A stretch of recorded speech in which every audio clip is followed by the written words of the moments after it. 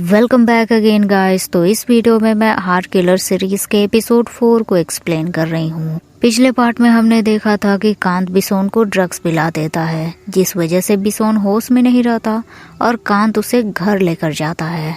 वहाँ बिसोन अपने सरप्राइज उसे दिखाता है और पूरी तरह से होश खो बैठता है।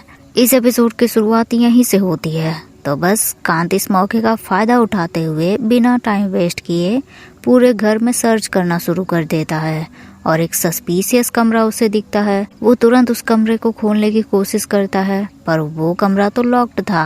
कांत अपनी कोशिश में लगा हुआ था तभी फादेल उसे रंगे हाथों पकड़ लेता है।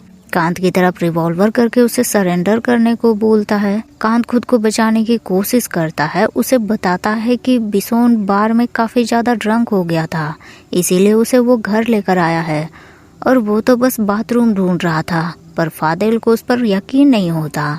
वो कांत के पॉकेट्स चेक करता है, उसमें बस एक सिगरेट का पैकेट था, पर फिर भी फादेल को भरोसा नहीं हो रहा था। तभी बिसोन उसी तरह बुरी हालत में फादेल को आवाज लगाता है और वॉमिटिंग करता है। कांत तुरंत उसे संभालता है और फादेल को डांटता है कि उसके भाई की इतनी बुरी हालत है, उस पर ध्यान देने के बजाय वो कांत पर ही डाउट करने में लगा है। फादेल कांत को वहाँ से भगा देता है और बिसोन को होश में लेकर आता है।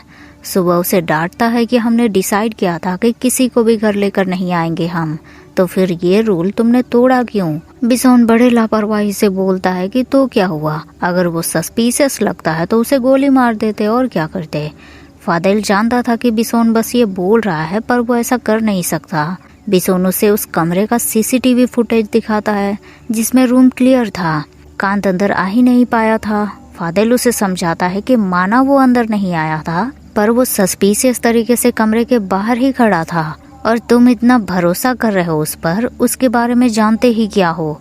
बस इतना ही ना कि वो एक टैटू आर्टिस्ट है और उसका एक छोटा भाई है, पर मैंने इन्वेस्टिगेट किया है उसके बारे में। वो पहले कार चोरी किया करता था, लेकिन स्ट्रेंज बात ये है कि वो कभी पकड़ा नहीं गया। ऐसा क्यों? मे बी पुलिस के साथ उसके कोई डील होंगे। पर बिसोन उसकी बातों पर बिलीव नहीं करता और फादेल को भैंस के आगे बीन बजाने से ज्यादा कुछ भी महसूस नहीं होता।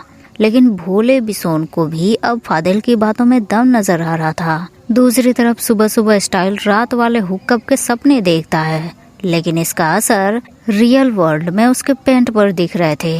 स्टाइल फ्रेश होने के बाद डाइट के साथ ब्रेकफास्ट करने जाता है। डैड उससे पूछते हैं कि आज जॉगिंग करने नहीं जाना है तुम्हें उस लड़की से मिलने। स्टाइल उन्हें याद दिलाता है कि वो लड़की नहीं बल्कि एक लड़का है। पापा जी उसे समझाते हैं कि देखो बेटा, तुम अभी जिसके पीछे जा रहे हो उसे भी तुम्हारे लिए सेम फील होना चाहिए, वरना मेरी तरह तुम मुंह लटका कर रह जाओगे।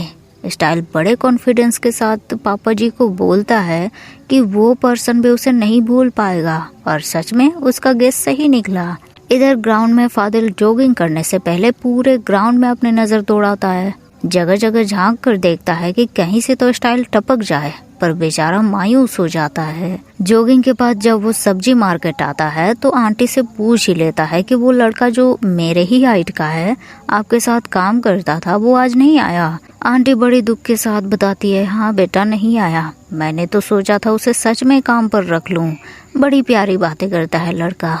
मायूस फादेल लौटने के बाद अपने काम में लग जाता है। उसे बिसोन के कॉल आते हैं। वो बताता है कि लेट होगा, पर असल में वो तो कांत से मिलने गया था। वहाँ कांत के घर में उसे टेबल पर एक पेपर दिखता है जो नॉर्मल पेपर से थोड़ा अलग था।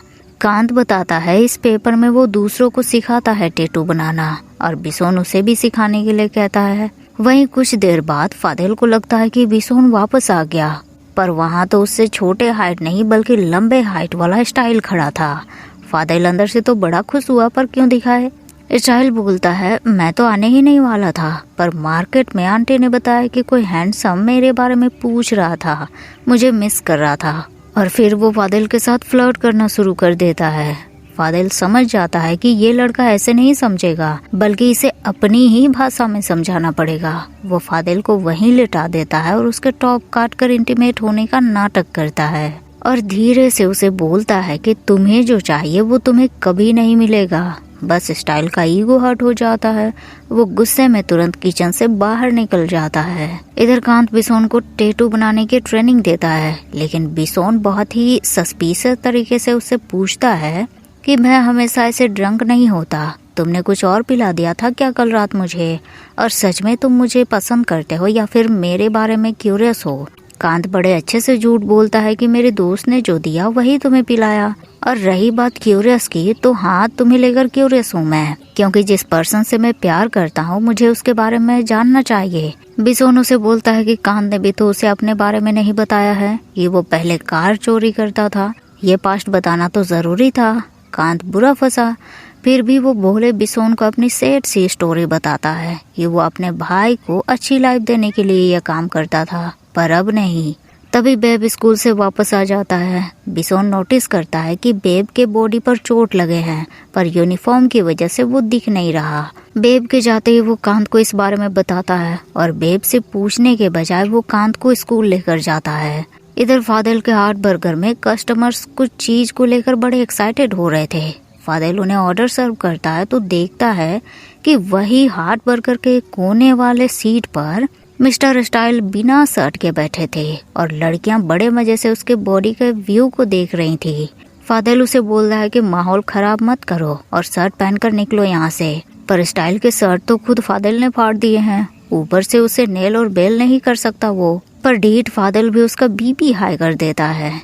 वहीं इधर बिसोन पहले कांत को पता करने को कहता है कि कौन है जो बेब को परेशान कर रहा है, क्योंकि यहाँ कई सारे स्टूडेंट्स हैं, हंगामा करना ठीक नहीं होगा। कांत वही बेब के सोशल मीडिया अकाउंट्स को चेक करता है और पता चलता है कि बेब और उसके दोस्त के साथ कुछ लड़कों ने अजीब अजीब कमेंट्स किए थे।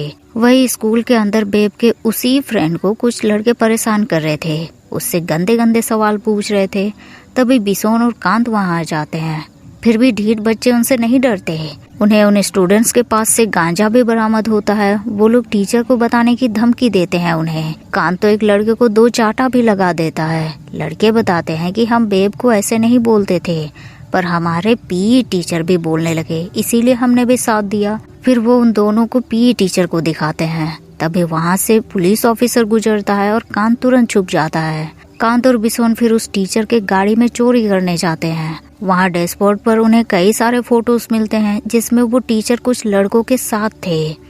बस एविडेंस मिलते ही वो दोनों डायरेक्ट उस पीई टीचर को सबक सिखाने पहुंच जाते हैं। पहले तो वो टीचर अपना तेवर उन्हें दिखाता है, पर कांत और बिसोन मिलकर उनकी अच्छी खासी धुलाई कर देते हैं।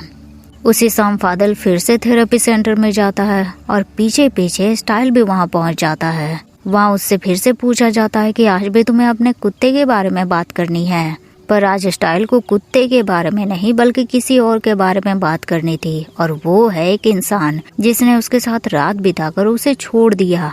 वहाँ एक और लड़का भी था जिसका ताजा ताजा दिल टूटा था। वो भी स्टाइल को सपोर्ट करता है कि ऐसे आदमी को तो चुल्लू भर पानी में डूबकर मर जाना चाहिए, और सब एक एक करके उस आदमी को गालियां देने लगते हैं। पर कहाँ किसी को मालूम था जिसे वो गालियां दे रहे हैं वो तो उनके सामने बैठा है। बादल को बहुत गुस्सा आ जाता है। वो स्टाइल को खींचते हुए वहाँ से लेकर चला जाता है। इधर उस टीचर से डील करने के बाद बिसोन और कांत पीने जाते हैं। बिसोन उसे बोलता है कि सबके पास तुम्हारी तरह एक बड़ा भाई होना चाहिए। कांत उसे बोलता है फादल भी तो है तुम्हारा बड़ा भाई, अगर तुम ऐसे सिचुएशन में होते तो वो भी किसी को नहीं छोड़ता। बिसोन उसके लिए हार्ट बर्गर के बैच लेकर आया था। वो कांत को बोलता है मैं 100% तुम पर बिलीव नहीं करता, बट आज जो तुमने किया वो सच में तुम्हें हीरो बनाता है, और ये बैच तुमने पूछा था ना कि तुम्हें मिल सकता है कि नहीं, तो आज मैं तुम्हें अपना ये हार्ट दे रहा हूँ क्योंकि तुम सच में स्पेशल हो, इसका ख्याल रखना। और वो कांत को अपना बॉयफ्रेंड बनने के लिए कहता है और दोनों इस बात से एग्री हो जाते हैं। दूसरी तरफ फादल स्टाइल को एक सुनसान जगह पर लेकर आता है और स्टाइल के हाई लेवल के सोच बाहर आने लगते हैं। वो बोलता है अच्छा तो यहाँ आउटडोर में करेंगे हम, तुम्हारे टेस्ट सच में मुझे सरप्राइज कर देते हैं, लेकिन फादेल उसे गाड़ी के पास छोड़कर कहीं चला जाता है। स्टाइल बहुत देर तक उसका वेट करता है, पर जब वो नहीं लौटता तो वो फादेल को आवाज देता है, उसे ढूंढता है और अचानक से फादेल उसके सामने आ जाता है। उस पर चीखता है कि उसे नहीं पसंद कोई उसे अप्रोच करे और स्टाइल उसकी लाइफ का प्लान डिस्टर्ब कर रहा है। वो बदलना नहीं चाहता। उसे इस फीलिंग से नफरत होती है जब वो स्टाइल को मिस करता है।